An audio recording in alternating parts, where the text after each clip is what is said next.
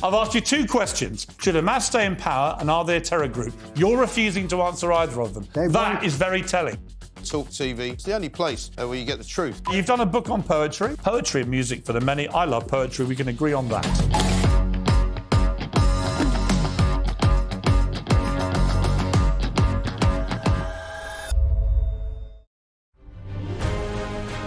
On TV, on radio, and on your smartphone. This is TalkTV. Tonight on Piers Morgan Uncensored, Andrew Tate is one of the most influential men in the world. He's a businessman, a mogul, and to many people, a misogynist. Well, since last year, he's also a practicing Muslim. And as Israel wages war on Hamas, he stirred his followers with furious tirades against Israel's response to the October 7th attacks. Tonight, I put those views to the test. Why do you support Hamas? I support justice in the universe. You support Hamas? I support justice in the universe. Do you support Hamas? No. And for the first time, his brother and confidant, Tristan, who's facing the same very serious criminal charges, joins me and is also uncensored. Absolutely. What don't you like about his views? Well, the major one.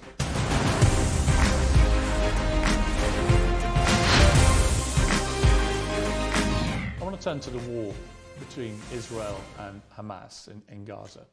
What is your view of this war? I think when you call it a war, you're doing a disservice to the people who are having their limbs blown off by some of the most advanced technical weaponry on the planet. It is a genocide and it is disgusting. And it doesn't matter which side of the political spectrum you fall on. When you observe a genocide in front of your very eyes, you should be disgusted. Which side is waging genocide? The Israelis are genociding the Palestinians, and you know it as well as everybody else else does. I don't know that. Well, then it seems like your bosses are not allowing you to know it. What do you think of what Hamas did on October the 7th? Why are you starting the story in the middle, Piers? Didn't. I just asked you about the wider war. I'm now asking you specifically about Hamas. I cannot professionally answer that question without talking about the context that led up to October 7th. Well, nothing, to my mind, justifies what happened on October the 7th. Nothing justifies what happened before October the 7th, Piers. This is the exact point. So you're talking to a man, I don't know what answer you expect from me, because let's forget the fact I'm a Muslim. You're talking to a man who is fighting oppression to the best of his ability because he believes that the people in charge of the world are enslaving us all, to the point where I detriment my own life. I end up in a jail cell because I'm speaking against oppression. Then you're asking me what I would do if my family was blown to pieces. You're not in a jail. Hang on. You're asking me what I would do if another government came along and blew my family to pieces? You weren't put in a jail cell because of any oppression. Absolutely I was. No, you weren't. Of course you I were was. put in jail cell because you've been accused of serious sexual crimes. I would not have been accused if I was not monumentally successful in speaking the truth. Let me ask you again. It's a simple question. Some people can answer it straight away, including pro-Palestinians people I've had on my program. Many are very quick to say absolutely. Do you believe Hamas are a terror organization? And that's a very interesting question, but I think you're peddling asininities. Well, just answer the question.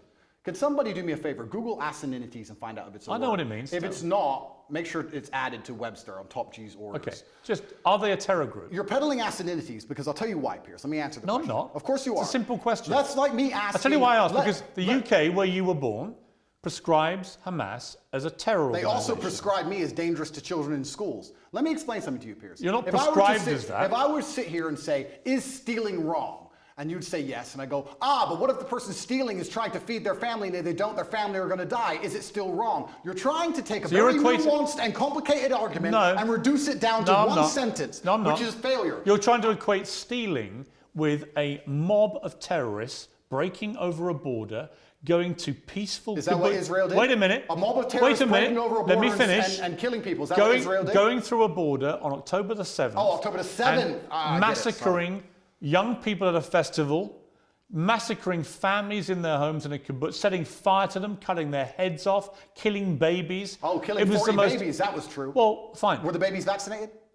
Why are you being flippant? I'm not being flippant. The point I am making... I don't find that funny. No, but the point I am making is that the media lies, firstly. Secondly... I can ask you about different things at the same time, right? Sure. So I'm asking you, first of all, specifically, what is your reaction to what happened on October the 7th? Sure. I'll answer the question professionally.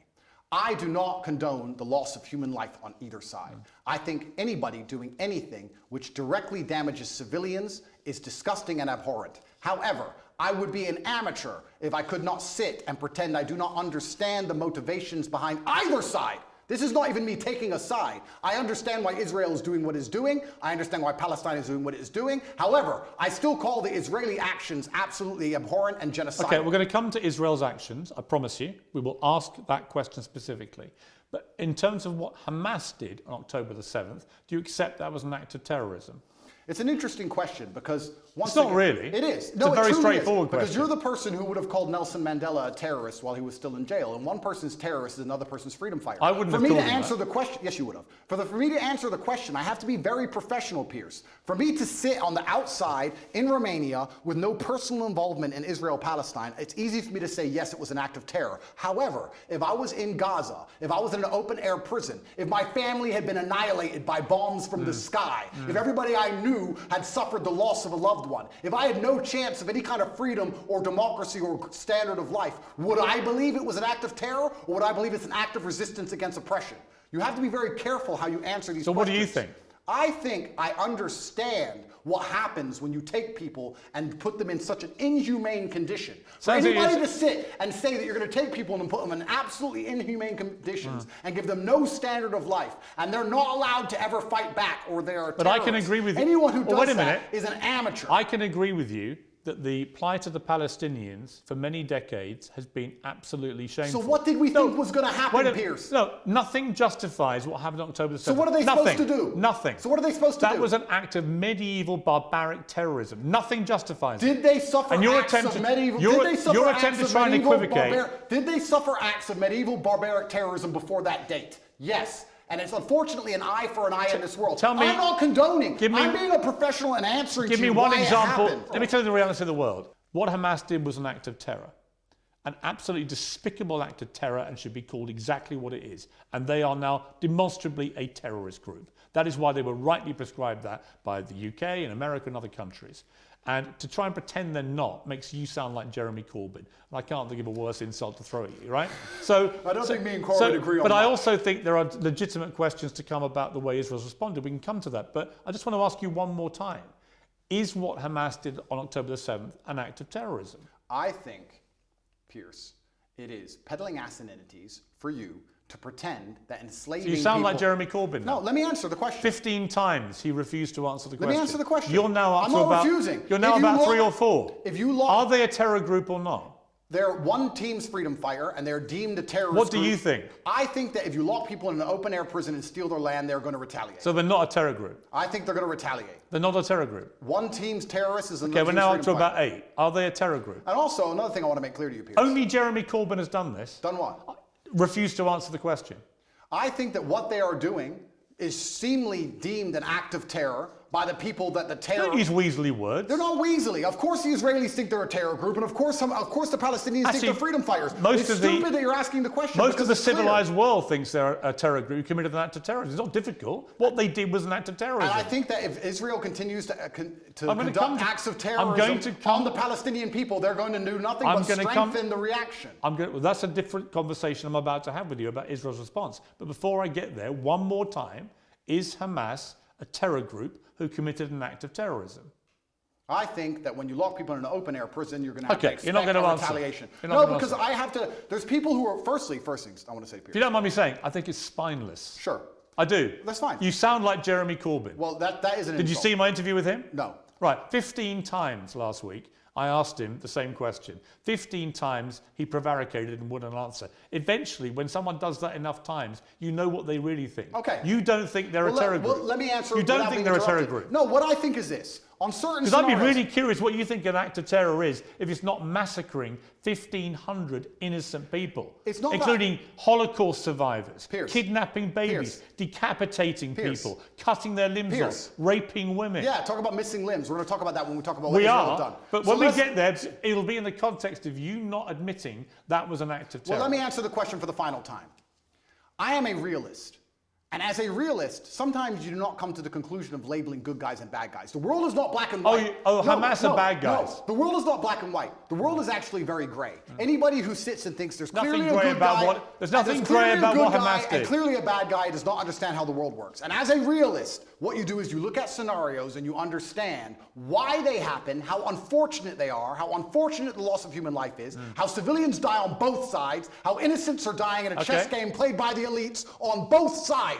Both sides, you have innocent people who didn't even vote for the person making the decisions, who are ensuring their death, signing their death warrants. It's unfortunate on both sides. But listen, sir, you would not advocate Russia doing any of the things to Ukraine that Israel is doing to Palestine. You would not sit here. Russia has been doing exactly that. Russia has not done a fraction of the things to Ukraine that Israel has done to Palestine. Russia illegally invaded a sovereign democratic country and has committed a barbaric rampage, trying to seize as much of Ukraine as it can, bombing maternity hospitals, killing innocent women and children. Let me ask you a question. Right? Don't even try and have some kind of this is genuine equivocation of this. I will. A Hamas rocket, a tiny Hamas rocket that can make a pothole in the road, and then they get hit back with cruise missiles. Let me ask you a question.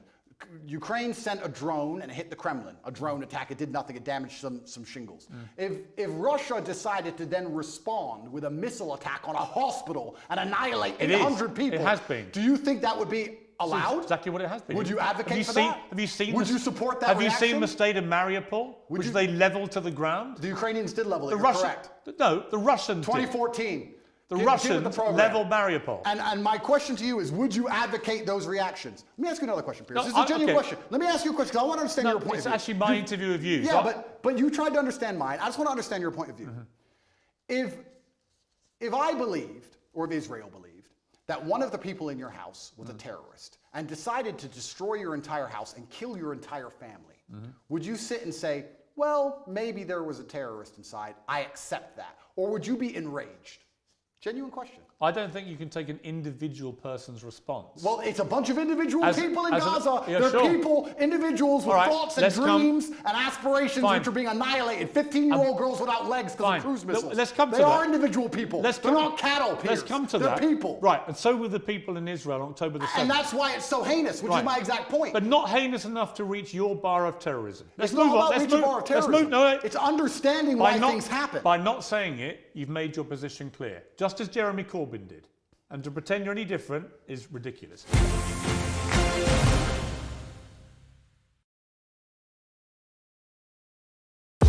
We're here! Thanks for joining us. You're with TalkTV, on TV, on radio, online. We're on your smart speaker as well. Criminals using XL bully dogs as weapons to threaten others. No matter how well trained, most dog owners will tell you a dog can turn. Do you know what I love about Talk Today?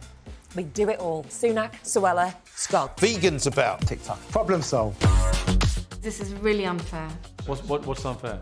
If it's on camera, we're not doing the interview. Yes, I'm going to do. You're going to resign? Yes, because I cannot continue my work. When I say I am God, I'm not joking. Did you feel Elvis was controlling? I've been answering your question, you answer mine. It's actually not my job to answer your questions. Are you prepared to call Hamas a terror group? Is it possible to have a rational discussion with you? I've asked you two questions. Should Hamas stay in power and are they a terror group? You're refusing to answer either of them. That is very telling. TalkTV. It's the only place where you get the truth. You've done a book on poetry. Poetry and music for the many. I love poetry. We can agree on that.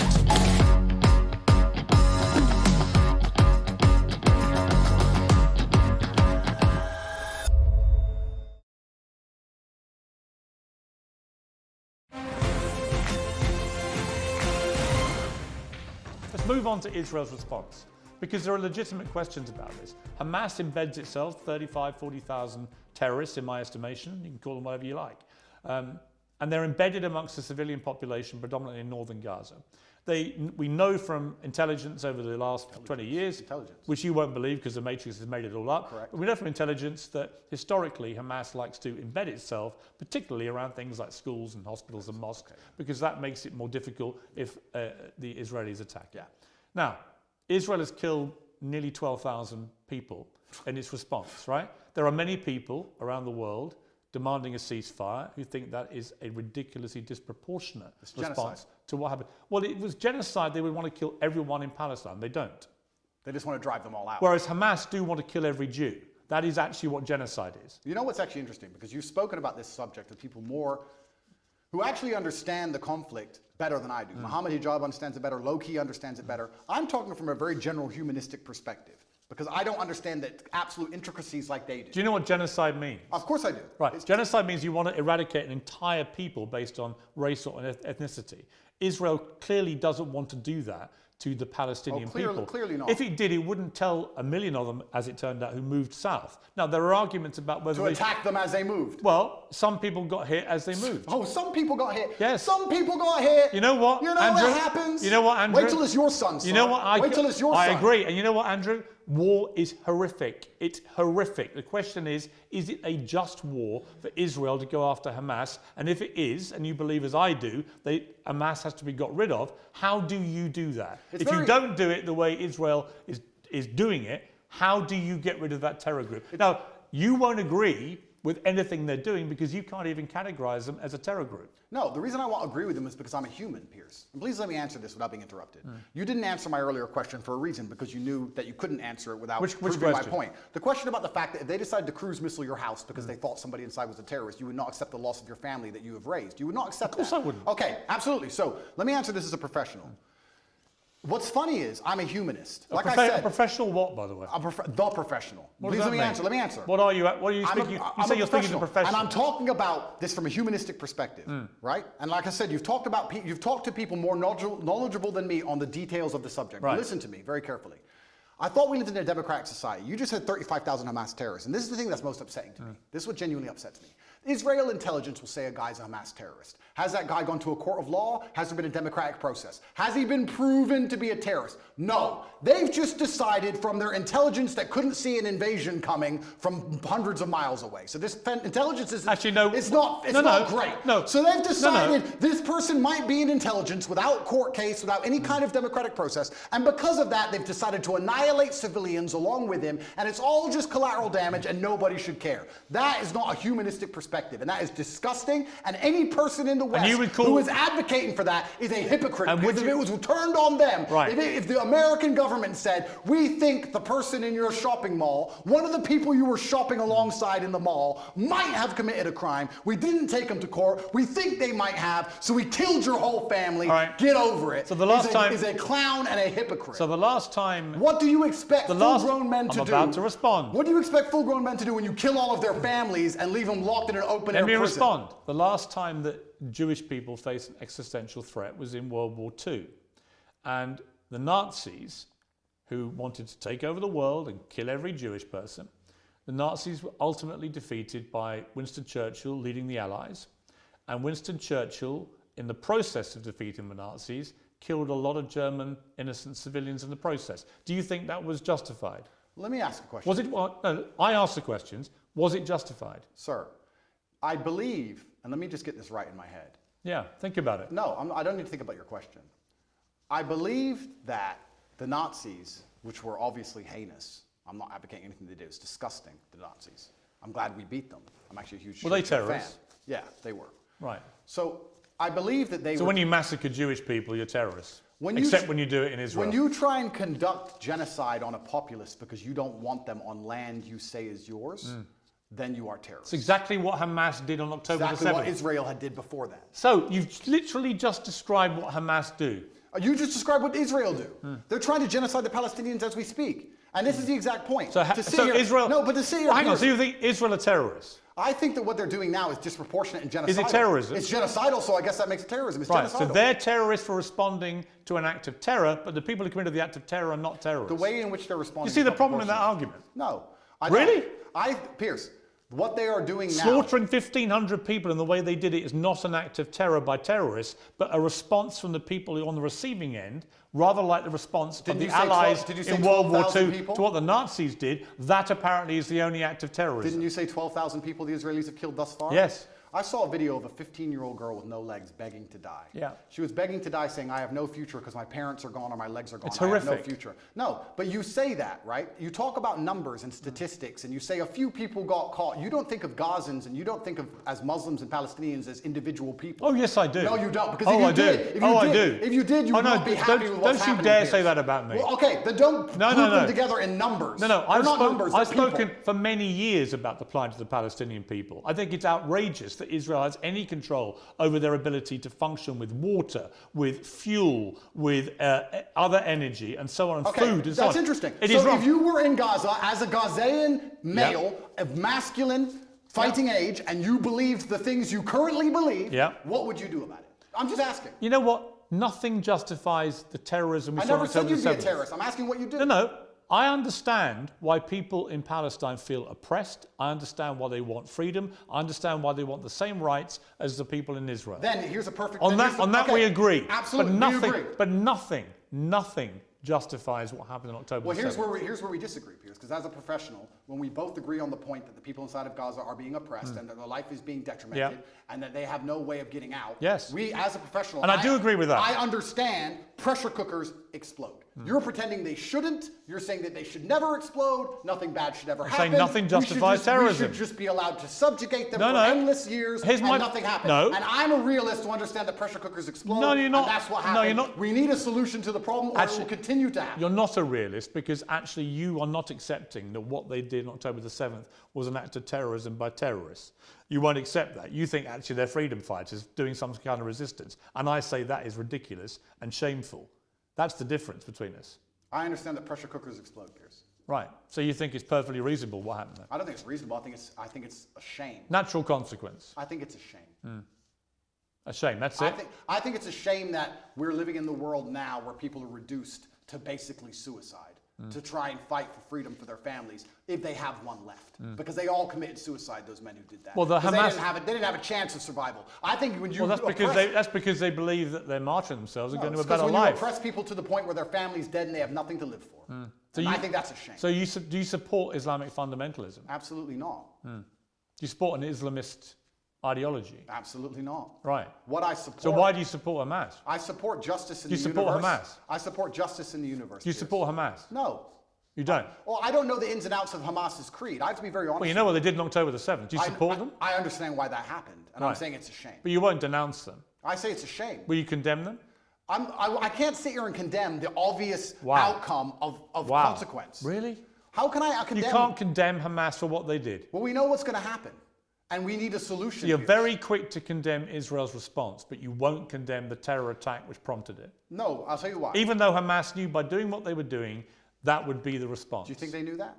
Of course they knew that. You think they knew the Israelis? They did it quite deliberately. You know why? Because they were funded and supported by Iran. They didn't like the fact that Israel was normalizing relations with a bunch of Arab countries, from the UAE to Bahrain to Morocco, and then coming down the line was going to be Saudi Arabia. That was a threat to the Iran view of what should be happening in that region. Iran are the ones who support and fund and arm Hamas, and they clearly, in my estimation, it hasn't been properly established yet, but clearly Hamas couldn't have done this on their own. They've done it with support from Iran, and they've gone and committed an act of such heinous atrocity that they knew what the response would be, and that means that they sentenced in that moment not just 1,500 people in Israel to death in the most appalling manner possible, but they also sentenced to death thousands and thousands of innocent Palestinians, including many innocent children, because half the population are children, and Hamas knew that was what was going to happen. So my question is, how can anyone think that Hamas is a force for good for the Palestinian people? They are a force for evil.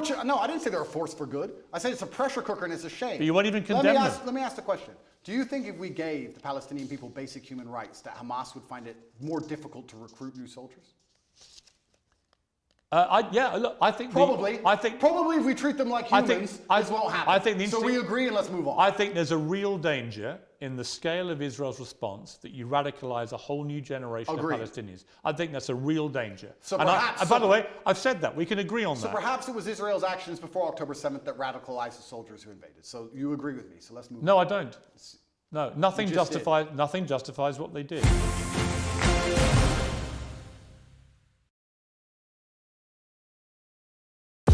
We're here! Thanks for joining us. You're with Talk TV, on TV, On radio, online. We're on your smart speaker as well. Do you know what I love about Talk Today?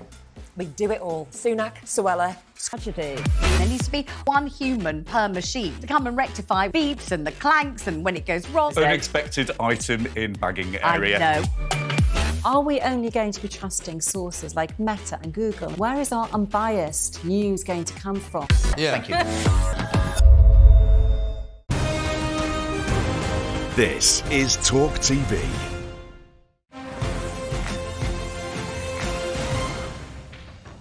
Let me ask you about the reaction that you've had from certain people who I think at one stage you had a good relationship with. Sure. One is Jordan Peterson, and the other one Ben Shapiro.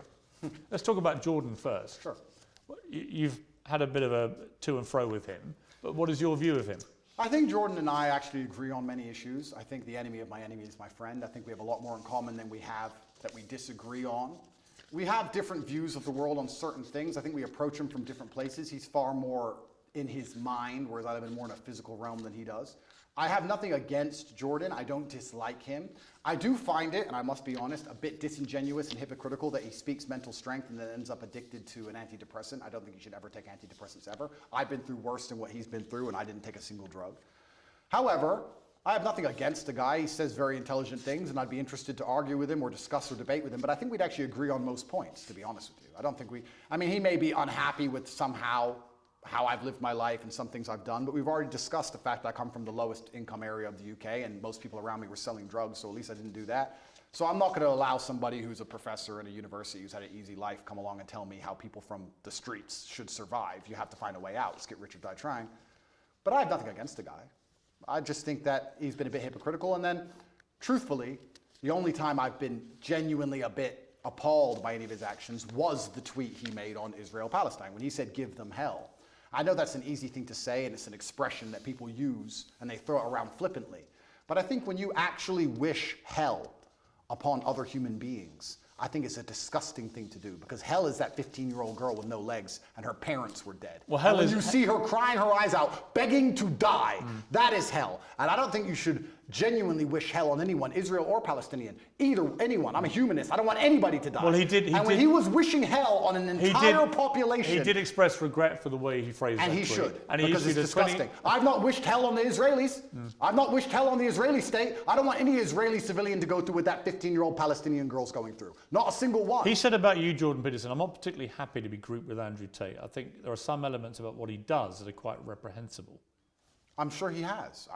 I don't know everything he says, and he may disagree with some of my point of view. As I said, I have nothing against him. I don't think anything he says is particularly wrong.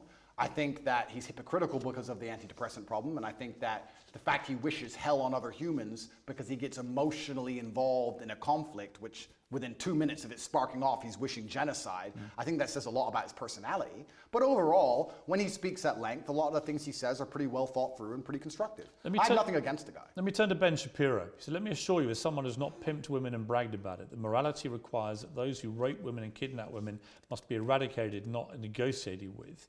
He says, on my show, I won't be lectured on morality and toughness by Andrew Tate. His great idea of toughness and morality is pimping women and bragging about it on air, and then trying to quasi-walk it back while simultaneously maintaining many of the same positions and flexing his biceps. Listen, everyone should be able to tweet whatever it is they want. I'm all for an open discourse, even with people who I think are dead wrong on a lot of issues. But Andrew Tate is dead wrong on a lot of these issues. And the particularly ridiculous posturing about being yes, you're very tough when you want people to make peace with terrorists who've just murdered their children, very, very tough. What do you say to that? So Ben is a warmonger.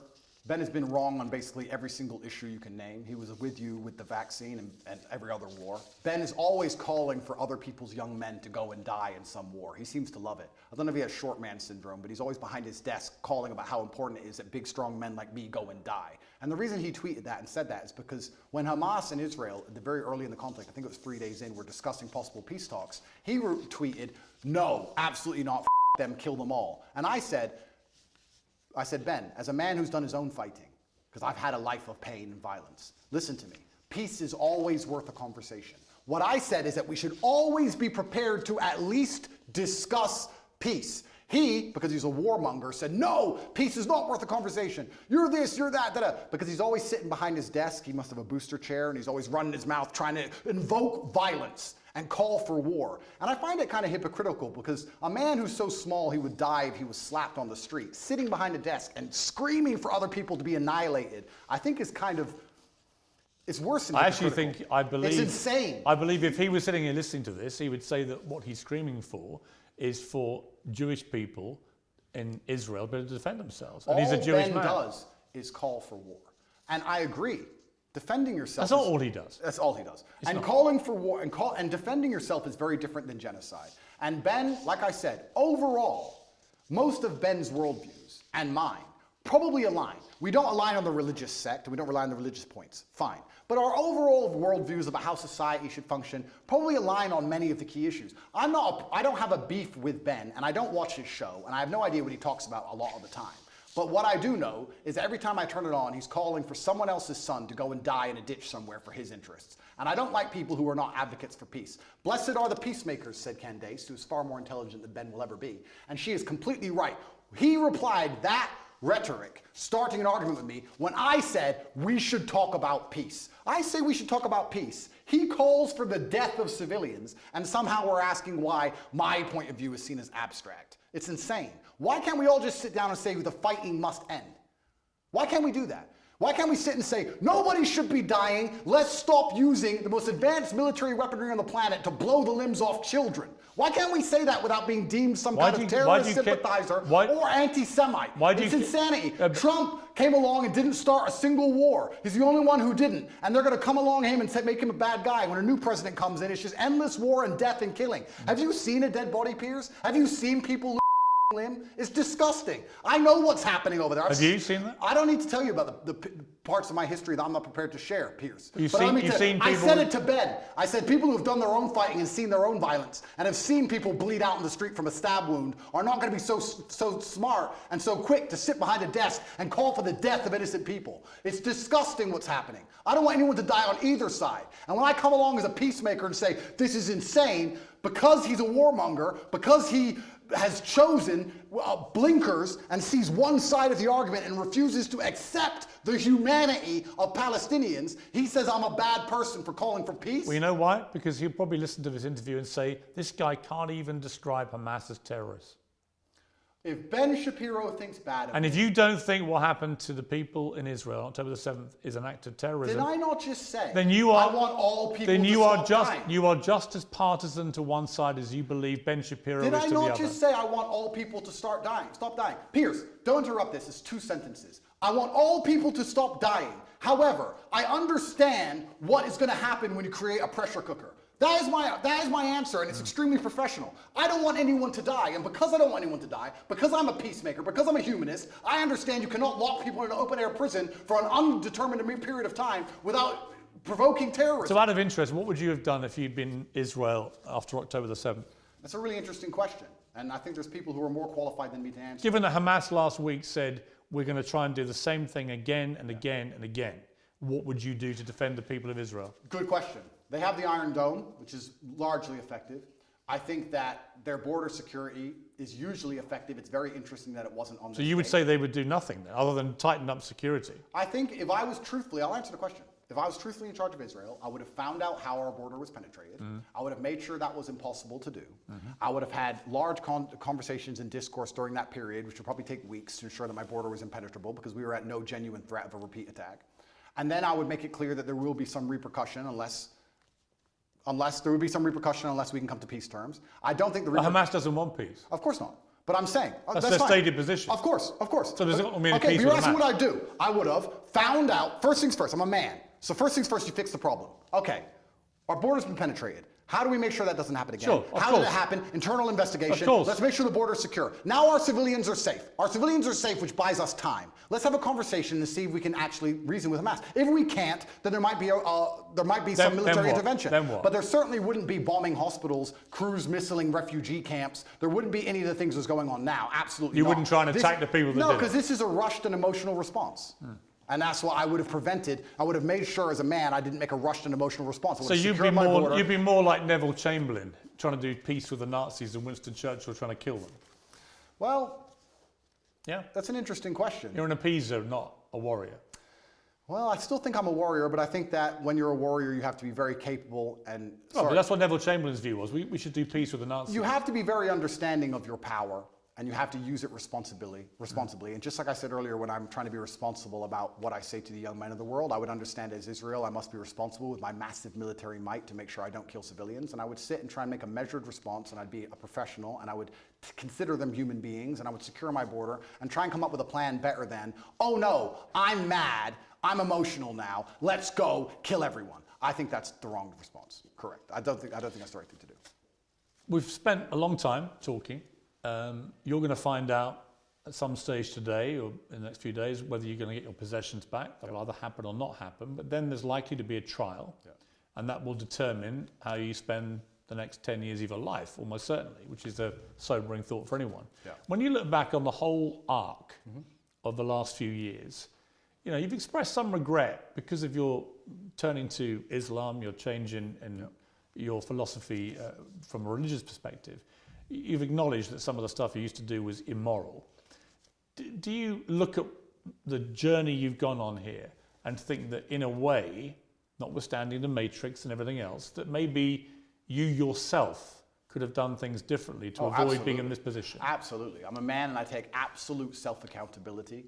You have to, as a man, your superpower is looking in the mirror and understanding everything that happens to you, both good and bad, to a degree is your fault. It could have all been influenced. I could have avoided all of this. I could have avoided the Matrix attacks, I could have avoided jail cell, if you don't let me use that term. I could have avoided all the negative press. I could have chosen to work in Starbucks and just stayed a nobody. I made choices that put me in this position. I take responsibility for them. I said things on the internet in a satirical way on videos that got 110 views when YouTube was brand new that I did not expect to become the most viral videos in the world because I didn't expect to become the most famous and known person on the planet. That's all true. I'm not saying I have no part to play in any of this. However, I can still say that I'm completely innocent. I can still say that it is only my fame and notoriety that has inspired the prosecution service to try and even put me in jail in the first place. I can still say that there's some unfair policing in the world depending on your political views. I can still say all of those things while accepting absolute responsibility for the situation I am in. Andrew Tate, thank you very much. Thank you, sir. Uncensored next, Andrew Tate's brother and confidant Tristan, who's facing the same criminal charges in Romania, speaks to me exclusively for the first time. He said, "The times I struck a woman, brackets in passion, I never left a mark." I've never heard that before in my life.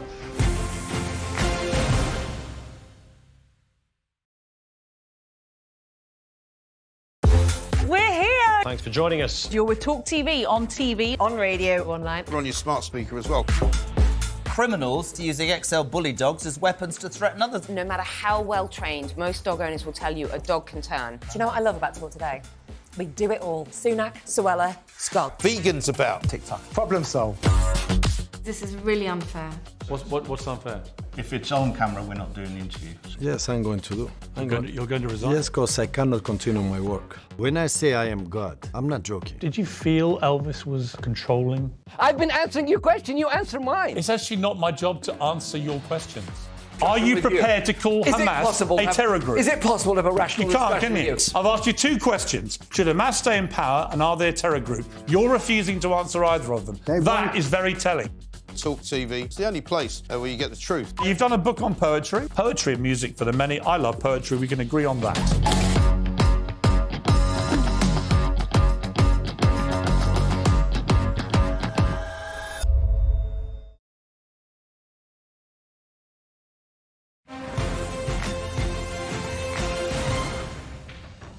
Tristan, first of all, your reaction to that extraordinary interview I just finished with your brother. I think that was one of the best interviews ever conducted with Andrew. I don't know how hard you're going to go on me, so perhaps I'm making a mistake saying this. I like how you challenge your guests. I like how you seem to have a very impartial opinion on people. You don't judge things one way or another before you go into the interviews, and I think that made the interview with Andrew very interesting. I'm very excited to see the public response. I mean, like I said to him, I'm not here to convict you or otherwise. I don't know if you're guilty or not of the charges laid against you. We'll establish that in a trial or otherwise. I mean, it may not even go to trial. No, it might not. Rolling Stone, in a profile, said this about Rolling Stone. Their relationship dynamic is very odd. It's like Tristan is held captive by Andrew and believes or follows everything Andrew says or does. I don't believe or follow a lot of things that Andrew says or does. You know, I get asked every single day to counter. E.J. Dickinson is this woman's name. I could tell you some horrible stories about the people who she's harassed and bothered, this Rolling Stone woman.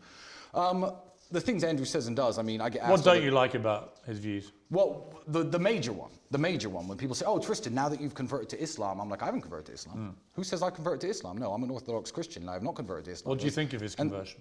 I think that it's not my place to even comment on it. Now, some of the greatest religious discussions I have had have been with Andrew since his reversion, since him reading the Quran, most of it, of which he covered in prison. And we sit there and discuss these various ideas, but I believe that individual religious conviction is exactly that, it's individual. And I don't believe, whether I'm his brother, whether I'm his son, mother, uncle, I have no place to tell him what his religious conviction should be, just as he has no business to tell me mine. So I'm happy for him because he's become a happier and better person. Are you rivals? Yes. Oh, absolutely. But in the best and most healthy way. I can't watch him train in the gym for an hour in the morning and then not train for an hour myself. I can't sit there drinking and relaxing and partying while he's on his laptop working. Do you ever fight?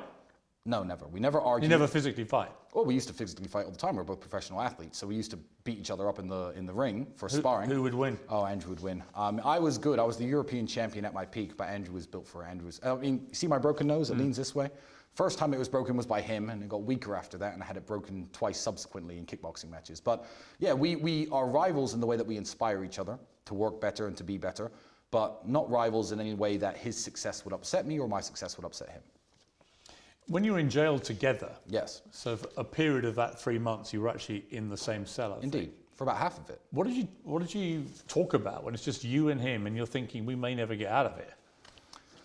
Lots of things. Books, religion, the case, obviously, explaining, trying to understand. When you're in a cockroach-infested tiny cell together, yes, you've gone from being the top G and his brother with your Bugattis, your cigars, the lifestyle, the women, and so on, to literally nothing in a very degrading environment that you find yourself in, and you've got no idea how this plays out or how it ends, or even if you get out.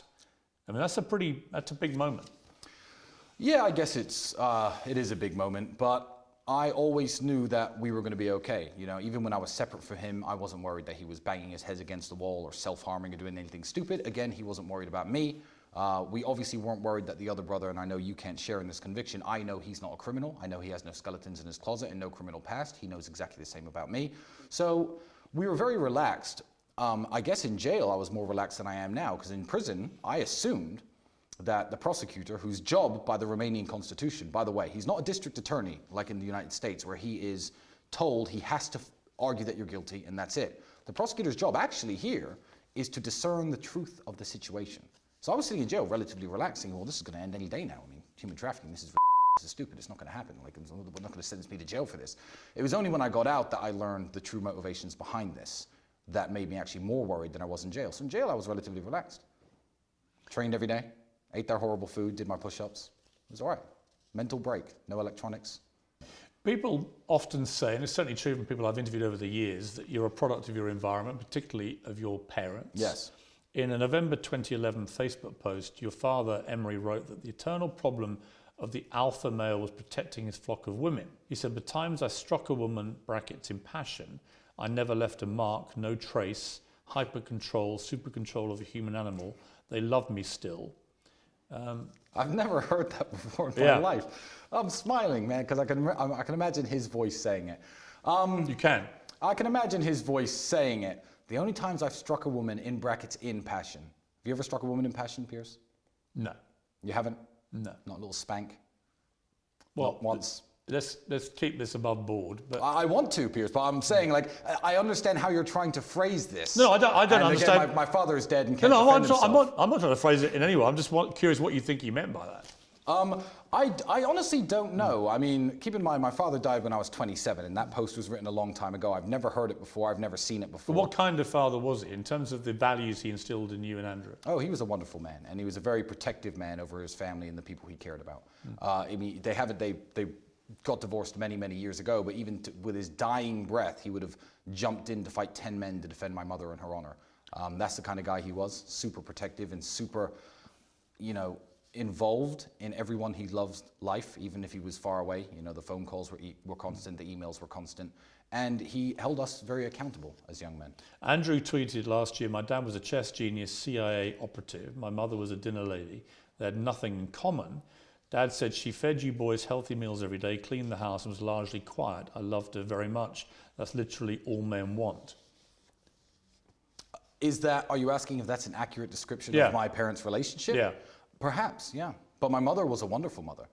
See, I don't think. But they split up. Of course they did. But that does. Well, so when he says that's literally all men want, they split up way before I was old enough to understand marriage or sexual or male or female dynamics. By the way, so I can't even comment on their marriage. What I can comment on is how they were as parents. And what I will say is, I don't look back on my childhood raised in a council estate.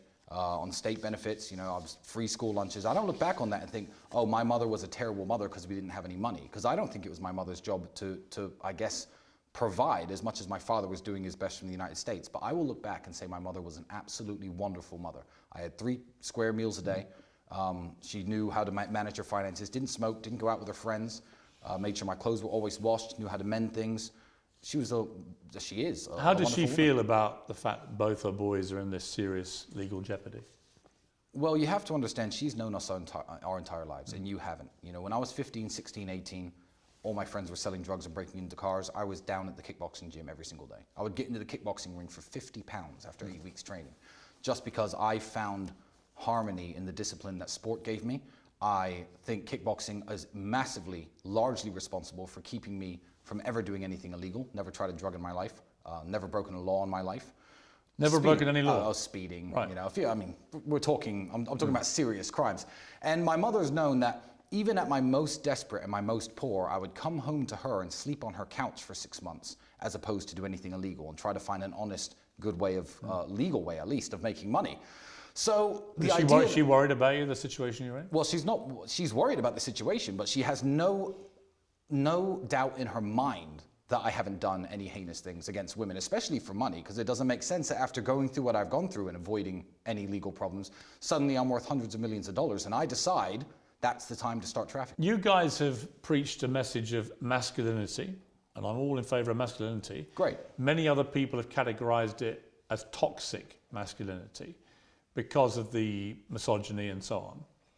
Do you feel that maybe you have collectively gone too far in the misogyny, and that has been, again, one of the reasons you find yourself in the problems you're in? Well, again, when I say, first the kind of alpha male what have I rhetoric. Said, what have I said that's misogynistic? No, I'm just asking generally whether you feel that's part of the problem.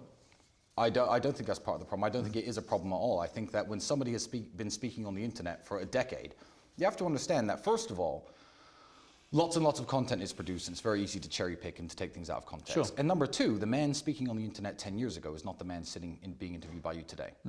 Who I was when I was 25, I fancied myself a bit of a dating coach, used to give people advice on how to meet women and how to pick. That's not how I live now. I'm 35, I'm not 25. You at 25, I'm sure we're very vastly different than you are today. So, I don't think there's a problem with anything I've said, because I've never advocated for anything illegal. I've never advocated for any crime. I do not advocate for drugs. I do not advocate for violence. I do not advocate for any of these things. So if Andrew said that women can't drive as well as men once, it's very easy to jump on that and say this man is the world's biggest misogynist because he said X. Look, I just think it's, for me, when I look at all the rhetoric, the stuff that I find most problematic, to use the phrase of the buzz phrase of our era, absolutely, is simply where I feel like if it strays into that misogyny, I think you let yourselves down. That you have a good message in many ways. A lot of the stuff, notwithstanding the serious charges you're facing, and we'll have to see how that all plays out. And maybe you both are very different people to the ones you're claiming to be. We'll find out, right? But in terms of your general rhetoric, I find that constant running underpinning theme of misogyny and about where a woman's place should be, that is the problem in terms of the influence on young men. They shouldn't all be walking around thinking that a woman's place is only in the home serving their men. And that somehow their only thought process each day, women, should be, how do I please my man, not can I get a fulfilling job or any of those things? But But we no, don't- you stay at home, self-improvement, make yourself look good, obey his instructions, all that kind of But stuff. Andrew talking about the way that he wants his relationships No, to work. he's entitled. He's entitled to what it. No, advocating and forcing Don't for get the me whole wrong. world to see Yeah, things his way. yeah, but that's the delusion because. Well, no, because No, you think you can say he only wants that for himself, right? And I'll tell you by what, the way, Piers. he's allowed any relationship he wants. But when you pretend that when he says those things, they're not amplified to literally tens of millions of Great, but here's why you're impressionable wrong. young men, But here's why you're wrong. then you know that's not No, true. well, here's why you're wrong, because you assume that Andrew Tate, for some reason, in this conversation, is the only influencer in the world and the only people, only Not at person all. people listen to. Because he's not at all. Not at all. The internet. But I'm places going to like- tell you, he's one of the most influential. Yeah, no, he absolutely is, and that's great. And that's the part of his influence that I think is a potentially malevolent. Great, and it's wonderful and good, and you don't have to like it. But let me tell you, every force has an equal and opposite force somewhere else. So on X, Elon has now legalized free speech on that platform. So there are differing opinions on every single aspect of life, including how you want to date women, what kind of music you should listen to, what kind of cars are good, what kind of whatever it is. So for every Andrew Tate out there, there's some feminist OnlyFans model who lives in Florida who makes rap music who's saying that men are nothing and men aren't shit. So the people who are listening to Andrew Tate aren't listening to Andrew Tate. They're listening to the internet as a whole. And I believe Andrew's message is one, overwhelmingly positive, absolutely overwhelmingly positive, and I believe he's a very important mark on that spectrum of opinions that exist out there, because when you delete Andrew Tate, the mean average of people will drift down this toilet of degeneracy and become less like Andrew Tate. He's a professional athlete with a completely clean criminal record, by the way, who's massively financially successful, who's kind, who's generous. He runs his own charity. He's the best brother. He's the best father. He's the best uncle. He's an absolutely wonderful man, and I would love to see more men become like him. So I like his opinions, and I like the fact that he's out there. Tristan Tate. Thank you. It's been a pleasure. It wasn't until I got to Ukraine where I really felt like, now I understand this thing. You dedicated the film to a Ukrainian fighter pilot, and he very sadly died 3 months ago in a training exercise. Yeah. The Israel-Hamas war. Israel also has a prime minister who is a terror. Will Smith, Chris Rock punch up on stage. A very low moment. We're in a world where cancel culture is a very real thing. I have opinions. Big surprise.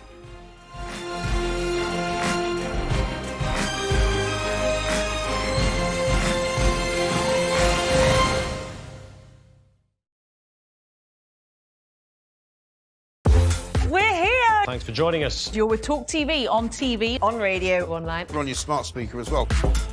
They have made a statement condemning Hamas. We expect to see The Crown revisit Harry's anti-Semitic Halloween costume. Criminals using XL bully dogs as weapons to threaten others. No matter how well trained, most dog owners will tell you a dog can turn. Do you know what I love about Talk today? We do it all. Sunak, Suella, scones.